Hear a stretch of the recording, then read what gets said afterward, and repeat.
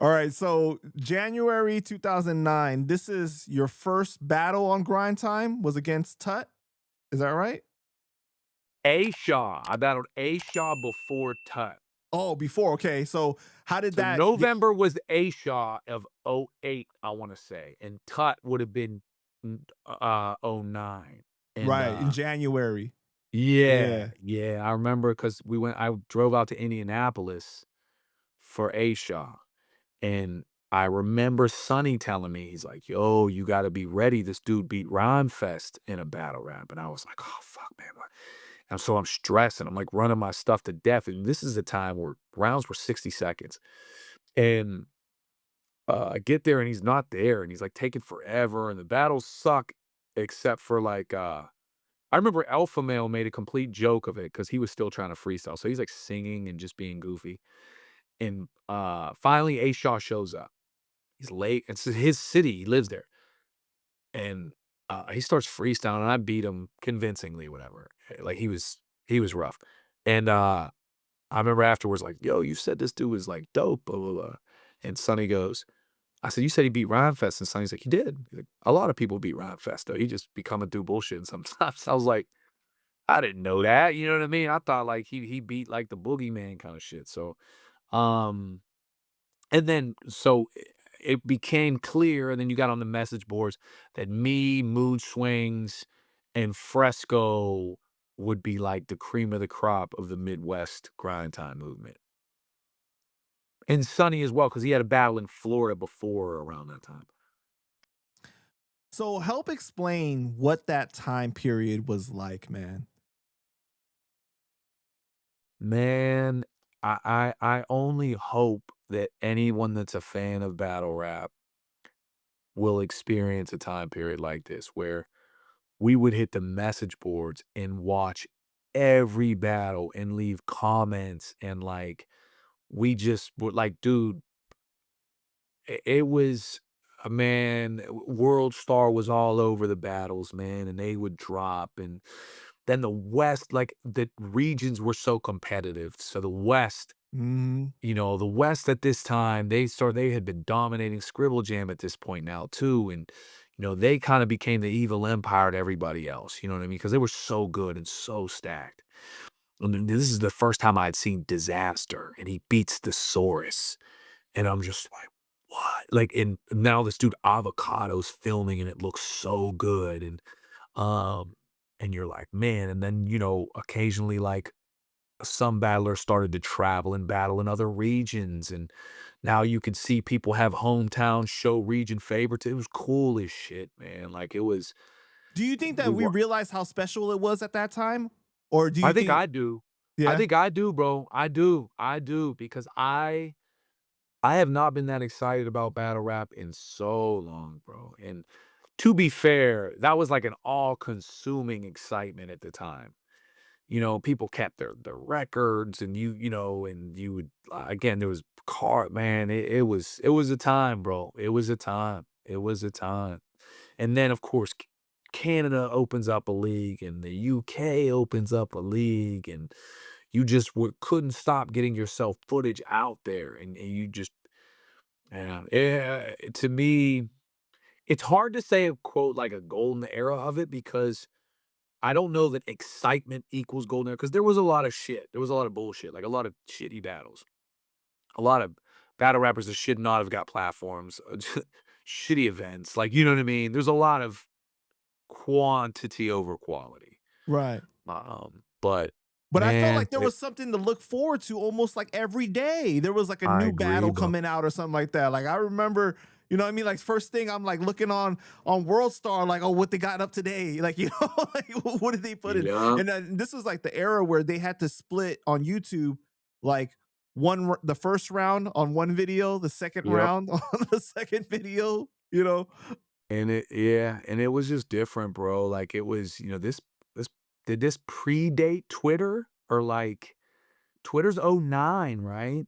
Well, I know Grind Time definitely came out before then, but I don't know if like So yeah. yeah, it was because Grind Time had a quick shelf life. If you remember, Grind Time was dead by 2012, it had an ugly descent. Like, I remember there was, like, some people fist fighting, and they called it grind time or some shit. It got ugly, like, it got bad. Like, I don't know what the hell it was, but, that '08 to peak, like, 10 and a half.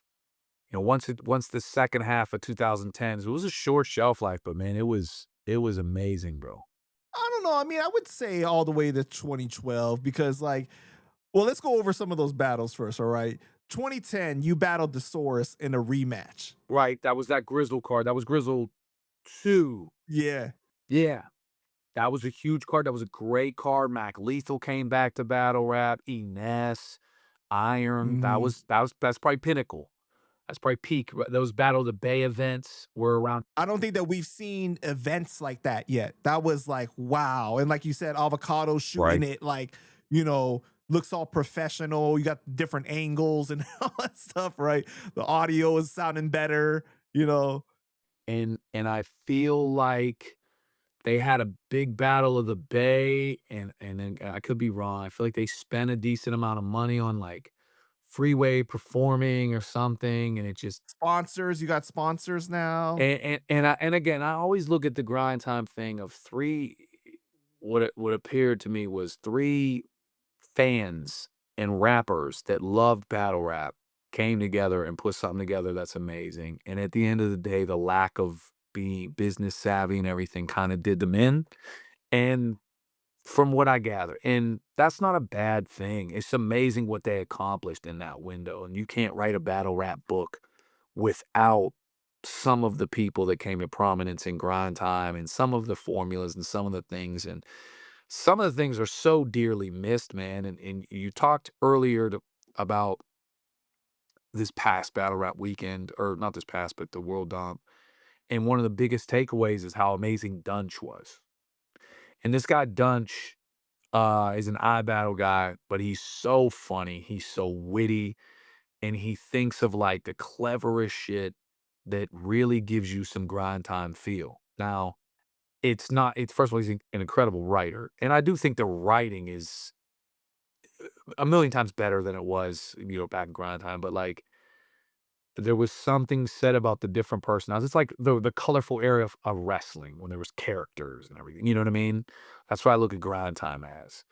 And, so yeah, nowadays wrestlers are much more technical and can do 450 splashes and shit, but there was something to seeing Doink the Clown hit somebody with a whoopee cushion, you know what I mean? Like,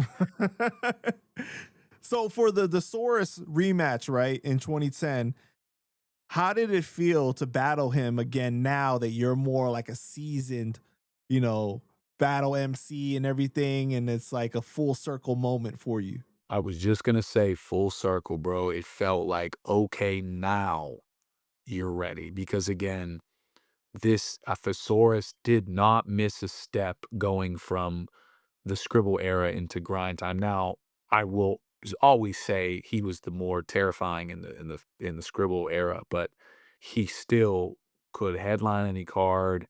He still could embarrass your favorite, had classics, room shakers, great angles. He was hilarious.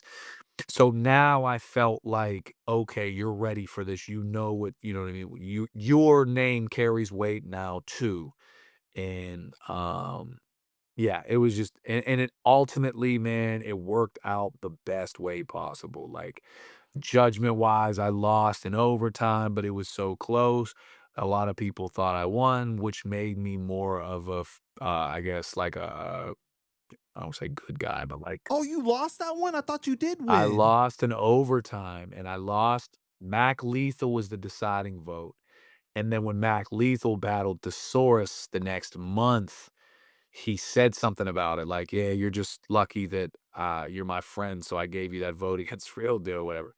But it but it was dope. It actually did more for me than winning because the battle was so close. If I win, I might have been vilified by Thesaurus fans as somebody that, you know what I'm saying? Like, I remember one of the things of the grind time era is people there was a large portion of people that would get so mad at Dirtbag Dan for winning battles that they thought he should have Oh my lost, god, right? I remember that. So, they'd be like, "Yo, he robbed this dude." I'm like, "You realize he doesn't judge his own battles." "What?"